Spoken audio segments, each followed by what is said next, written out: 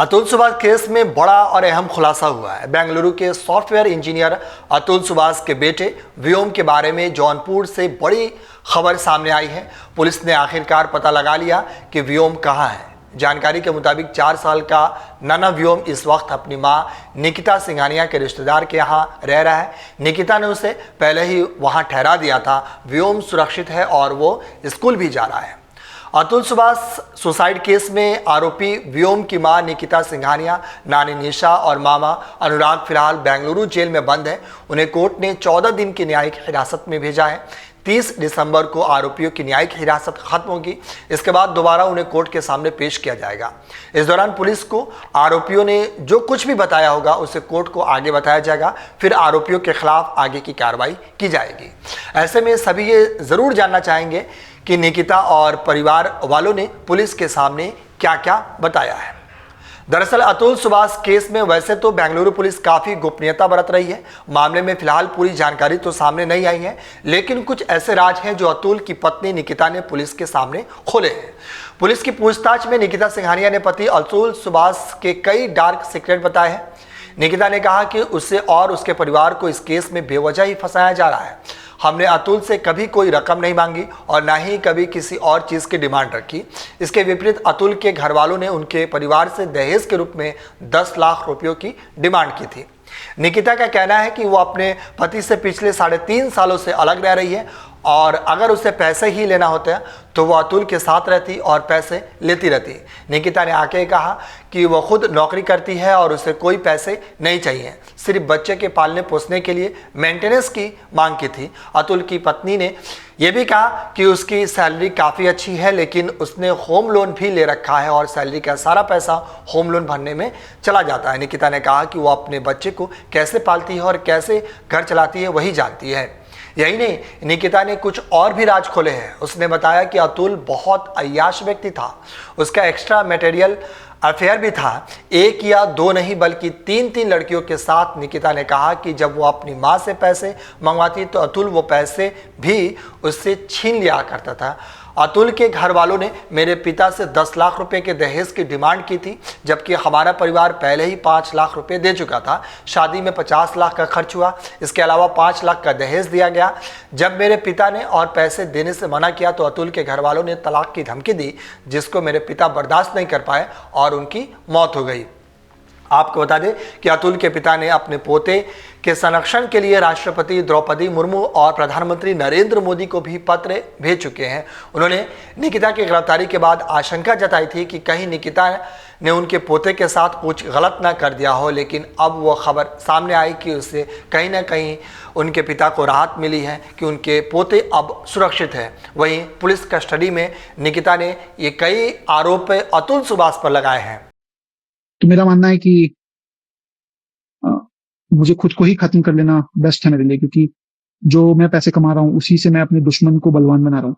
वही पैसे मुझे ही बर्बाद करने के लिए यूज हो रहे हैं और ये साइकिल बढ़ता ही रहेगा, है ना। मेरे ही टैक्सेस के पैसे से ये कोर्ट, ये पुलिस सिस्टम मुझे और मेरी फैमिली को और बाकी लोगों को भी हैरास करेगा जो अच्छे लोग हैं। तो जो सप्लाई है वैल्यू का उसी को खत्म कर देना चाहिए। और anyway gave me a suggestion क्या they told me to commit suicide, and I think they're right. That's the right solution what they've suggested me. So I'm gonna take my life now. Also मेरी कुछ आखिरी इच्छाएं भी बताना चाहूंगा मैं। तो मेरी कुछ आखिरी इच्छाएं जो हैं ये हैं, ज्यादा मुझे उम्मीद तो नहीं है, लेकिन अभी भी मैं अपनी वाइफ को बोलूंगा कि उसमें तो कोई वैल्यू नहीं है, मेरी वाइफ में खुद। तो मेरे बच्चे को क्या ही बड़ा करेगी वैल्यू के साथ। मेरे पेरेंट्स को मेरा बच्चा दे रहे, वो उसको बेटर वैल्यू के साथ बड़ा करेंगे। और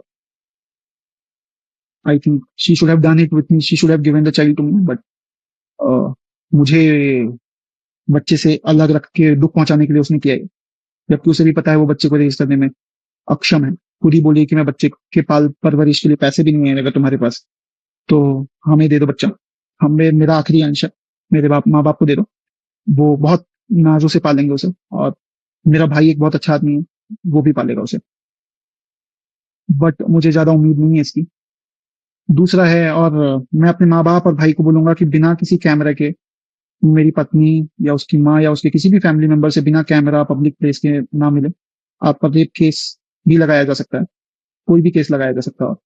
तो बहुत ध्यान से, अगर किसी भी बात के लिए मिले तो पब्लिक प्लेस पे मिले। बाकी और औरतें होनी चाहिए हमारी तरफ से जो टेस्टिफाई कर सके कि कुछ गलत नहीं हुआ है। कैमरा होना चाहिए, तभी मिले। दूसरा कि मेरी मेरे मरे हुए शरीर के आसपास मेरी पत्नी या उसका परिवार की तरफ से कोई नहीं आना चाहिए। तीसरा, मेरा अस्थि विसर्जन तब तक नहीं होना चाहिए जब तक मेरे हरासर्स को पनिशमेंट नहीं मिलता है, तो मेरा अस्थि विसर्जन ना हो।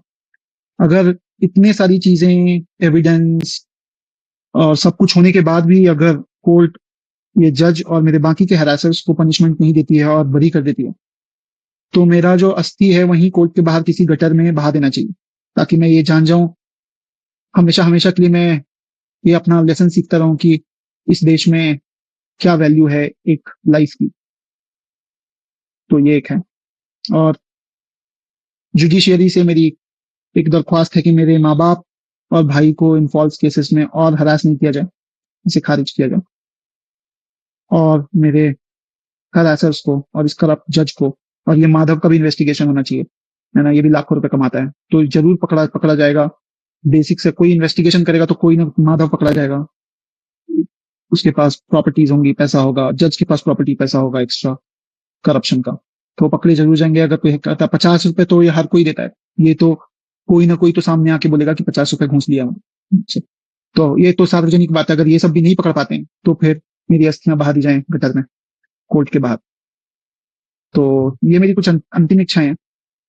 इसी के साथ मैं ये वीडियो बंद करता हूँ। अब जो थोड़े बहुत जो मेरे आखिरी काम है कंप्लीट करके मैं मुक्ति पाना चाहूंगा इससे। मैं अपने मैं इस जज का कंप्लेंट सुप्रीम कोर्ट और हाई कोर्ट में भी मेल करने वाला हूँ। और मैं अपने माँ बाप भाई से अलग से उनसे बात करूंगा लिख कर। हो सके तो माफ करना, जिस उम्र में मुझे अपने मम्मी पापा का सहारा बनना था, उस उम्र में उन्हें हमेशा के लिए दुख देके जा रहा हूँ ऐसा, तो सॉरी। और बाकी आप लोग जो देख रहे हैं सब आपका कल्याण हो। Thank you. अगर आप ये वीडियो YouTube पर देख रहे हैं तो हमारे चैनल को सब्सक्राइब कर बेल आइकन दबाएं, और Facebook पर देख रहे हैं तो हमारे पेज को लाइक करें। 8 मिलियन प्लस सब्सक्राइबर, आपके इस भरोसे के लिए बहुत धन्यवाद।